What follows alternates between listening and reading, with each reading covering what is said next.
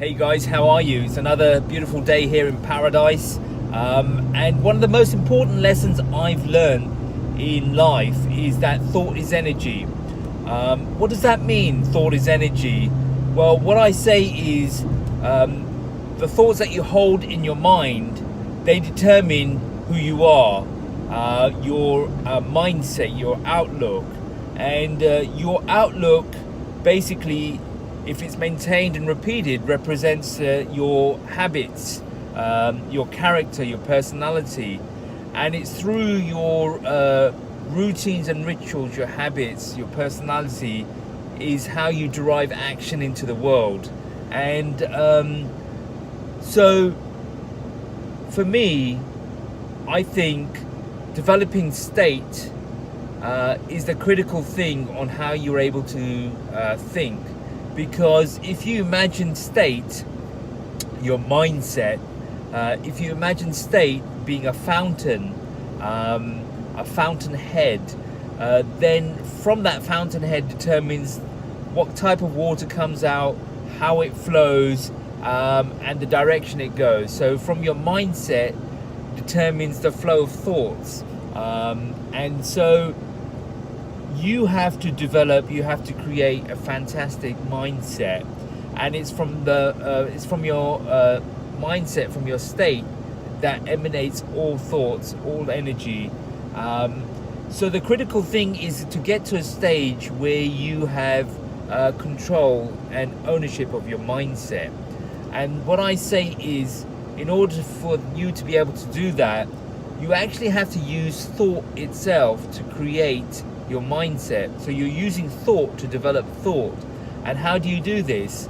Well, think about contextual awareness, what other people call perspective. First you have to reflect, you have to ponder, you have to introspect. Contextual awareness is about realizing that you exist. A lot of us, we actually don't even comprehend or register that life is real, and we're here on planet Earth, and we're here only for a limited amount of time, that death is a reality. And so even that thought, that reflection, that consideration is thought, thinking. And so you're setting your mindset by the thoughts that you use. And so when you get this contextual awareness of the fact that life is limited, it changes your outlook, your thinking on how you then see things going forward. And not only that life is limited, but that you've been created. You reflect over your existence, that you observe the nature, the universe, you look at everything, and you see all this complexity, and you recognize that it's impossible for you to have been created through such complexity randomly, that there is some sort of higher power, some sort of designer that exists, and that you have to connect to that designer, you have to connect to that source. And so when you recognize your existence and awareness and that you've been created, you get gratitude, and you have immense gratitude for the higher power that has created you, that has given you all this life. So again, your perspective is changed just by reflecting, by thinking. So you create a mindset, and the mindset, this reflection, is best developed through what I call a form. And so a form is like a capsule, a body that you hold thought in. Now, if you imagine, let's say you imagine driving to work every day, and if you go to work every day, you get into a routine, a habit, a ritual, and so what happens, you almost get into autopilot mode, where you don't remember the start of the journey at the end of the journey you just end up in your office and you think, how did I get there? Well, what's happened is, you've basically gone on autopilot, and your mind then starts spinning off into other thoughts other than having to think about the driving or the route and that kind of stuff. So almost your driving becomes a form, it becomes a routine, a ritual, and so through that driving, when you're going to work, you can transcend, you can go to a different dimension, you can think about other things, problem solve, all that kind of stuff.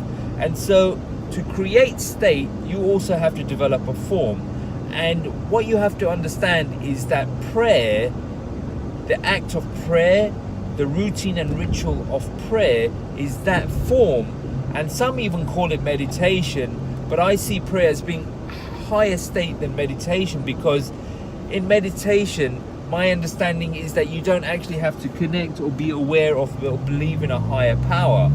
But with prayer, the act of prayer in itself is the fact that you are connecting or communicating with or having a relationship through the act of being aware of the higher power and communicating to that higher power.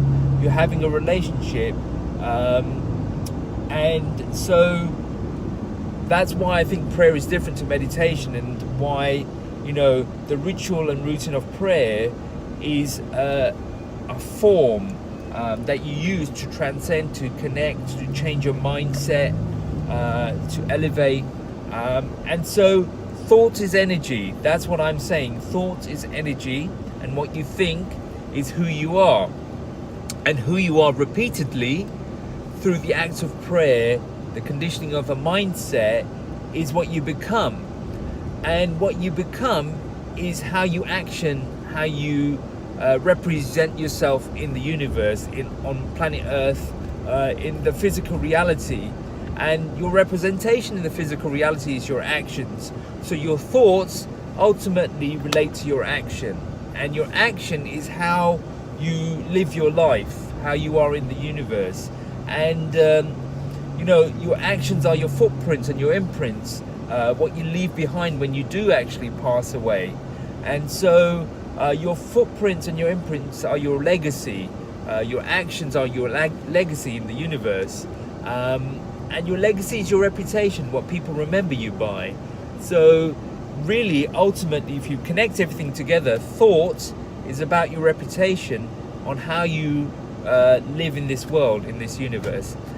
So I'm wishing you guys a wonderful day, and we'll talk to you guys later.